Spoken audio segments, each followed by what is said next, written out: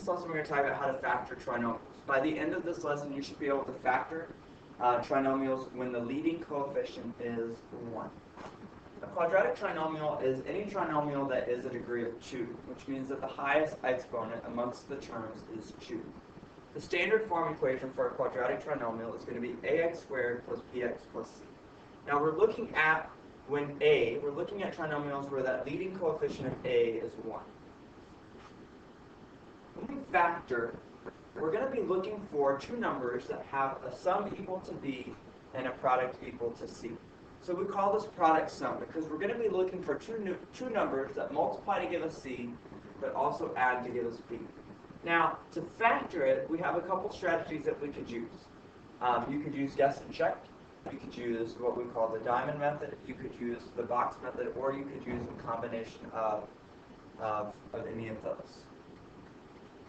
When we factor, we're rewriting our ax squared plus bx plus c. We're rewriting our trinomial so that it is the product of two binomials. So it'll be x plus a number and x times x plus a number. If c is negative, one of the factors that you pull out must be a negative number. And then once you have our two factors, okay, check your answer with FOIL. Again, when you FOIL it out, you should end up with what you started off with. And then if anything can't be factored, so if you have any trinomials that cannot be factored, meaning there are not two numbers that multiply to give you c and add to give you b, then those trinomials would be considered prime, and so we would write prime. So let's take a look at the first example. So here we have x squared plus 11x plus 24. We need to look for two numbers, all right, whose product is equal to 24 and sum is equal to 11. So if we listed out the factors of 24, we see that the factors of 24 are 1 and 24, 2 and 12, 3 and 8, 4 and 6. So if we look at those factors, we're looking for any of those factors that add up to 11. And we can see that 3 and 8 not only multiply to give us 24, but they also add up to give us 11. So we have 3 and 8. These are the two numbers that we have. Okay? When we're doing the diamond method, remember that the product that we're looking for goes up in the top, that'd be C. The sum that we're looking for, which is B, goes at the bottom. And then we use that to determine the two numbers that go off to the side. Once we have those two numbers, it can be extremely helpful to use the box method to help us figure out what these factors are. So, in the box method, we put the first term, x squared, in the top left box. In the bottom right box, we put the last term, which was c. And then in the middle, in those other two boxes, we put the two numbers that we found, 3 and 8. Now, we're not just going to write 3 and 8. We're actually going to write 3x and 8x. What we're doing when we're using product sum is we're actually getting help with figuring out how to split up this middle term, how to break it up into two numbers instead of one. So those two numbers that we broke it up into are 8 and 3. So we have 8x and 3x. And then we go through the process of figuring out what needs to go on the sides of the box. So previously, we used the box method to help us with multiplication. And now we're going to use it to help us with factoring. So we look at what two numbers would I need to put here and here in order to get x squared. And so if we look, we can see that, hey, x times x times x would give me x squared. So then I do the same thing with 8x. I look at the x and I say, hey, what do I multiply to x to get 8x? And that number is going to go here. And so we see, hey, well, if I put an 8 here, 8 times x will give us 24, or will give us 8x. Alright, then we look at the same thing here. We look at 3x. What times x will give us 3x? Well, we know that 3 times x will give us 3x. And then we just want to check 8 times 3. We want to make sure that it does multiply to give us 24, and it does. And so here's the helpful part. Now I know, okay, that my two factors are x plus 8 and x plus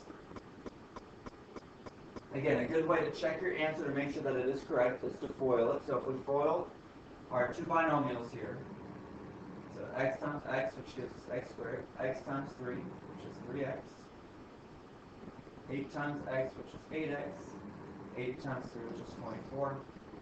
If I combine the inside terms, it gives me x squared plus 11x plus 24. And really, we're just checking to see if, when we fold, if we get what we started off with, and we do. So we know that our answer is going to be x plus 8 times x plus 3. These are our two factors. Let's look at example number 2.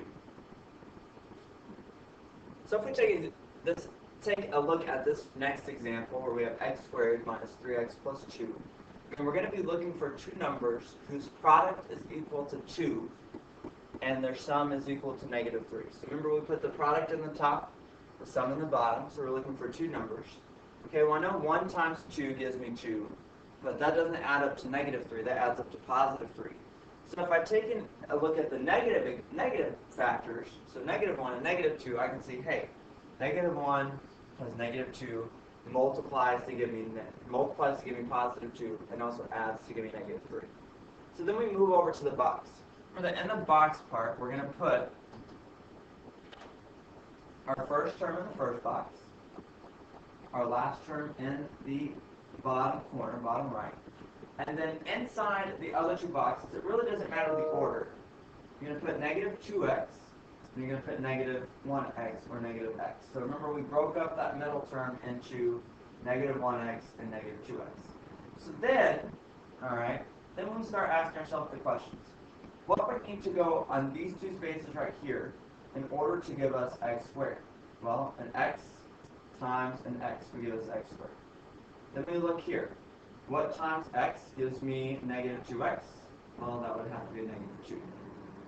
What times x gives me negative 1x? That would have to be negative 1.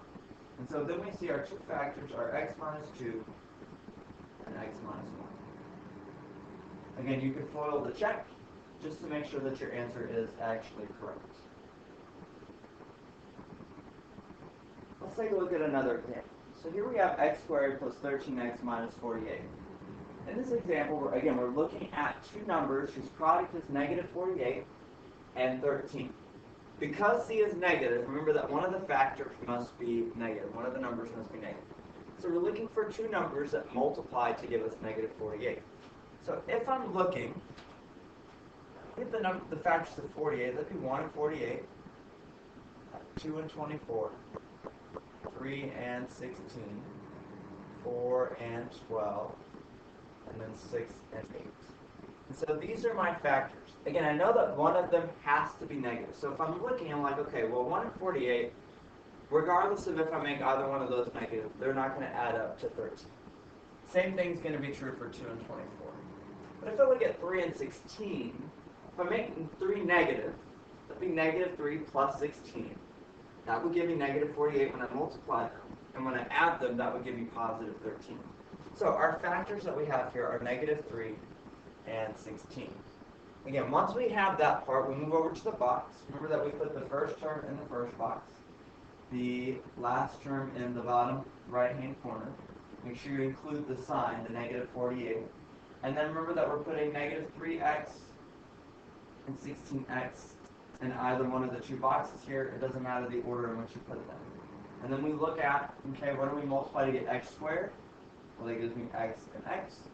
What would I need to multiply to x to give me negative 3x? That would be negative 3. What times x gives me 16x? That would be 16. So we see our two factors are x plus 16 and x minus 3. Looking at one more example. Again, we're looking for two numbers this time that multiply to give us negative 35, add up to give us negative 2. Again, if we list the factors of 35, I would see that negative 7, positive 5 would be the two factors that work here. Again, we put in our box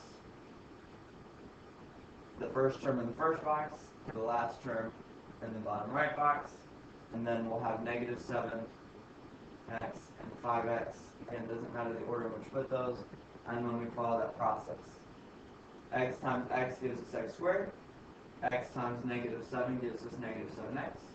x times 5 gives us positive 5x, and so then we see, hey, my factors are x plus 5 and x minus 7. Now remember that we also have real-life applications. So if we have the area of a flag, and we're asked to find the perimeter, remember that we're going to need the length and the width, we're going to need the dimensions of our flag. And so in order to find the dimensions, if we're given the area, we need to figure out what the factors are, because the factors would be the length and the width. So we look for two numbers that multiply to give us 36 and add to give us 15. That would be 12 and 3. So we, again, in our box, first term goes in the first box, last term goes in the bottom right box, and then 12x and 3x will go in the, or 12z and 3z will go in the respective boxes. And then we figure out what needs to go on the outside. So z times z gives me z squared, z times 12 will give me 12z, and z times 3 will give me 3z. And so we see our two factors are z plus 3 and z plus 12.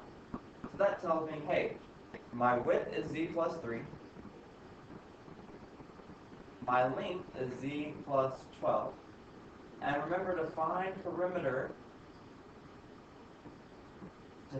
perimeter, we are looking at the length. We're adding all the sides.